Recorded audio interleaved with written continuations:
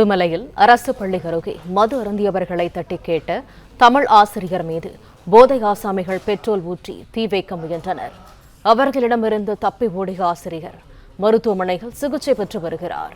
இது தொடர்பான கூடுதல் தகவல்களை தருகிறார் எமது செய்தியாளர் தினேஷ். இது தொடர்பான முழு விவரங்கள் என்ன? வணக்கம். திருப்பூர் மாவட்டம் உடுமலை அருகே காரத்துளவு பகுதியில் அரசு உயர்நிலைப்பள்ளி செயல்பட்டு வருகிறது. இங்கு ஆசிரியராக பணியாற்றி வருபவர் குலாம் தஸ்தகீர் அவர்கள் நேற்று மாலை 6 மணி அளவில் பள்ளி வளாகத்திற்கு அருகே 4 நபர்கள் அமர்ந்து மது அருந்தி கொண்டிருந்தனர். ஆசிரியர் குலாம் தஸ்தகீர் அவர்கள் பள்ளி அருகே அமர்ந்து மது அருந்த வேண்டாம் என அவர்களை எச்சரித்துள்ளார். இதனால் கோபமடைந்த மதுபோதை ஆசாமிகள் 4 பேரும் ஆவேசத்துடன் பள்ளிக்குள் நுழைந்து அங்கு தலைமை ஆசிரியர் அறை முன்பு அமர்ந்திருந்த ஆசிரியர் குலாம் தஸ்தகீர் அவர்களிடம் வாக்குவாதத்தில் ஈடுபட்டுள்ளனர்.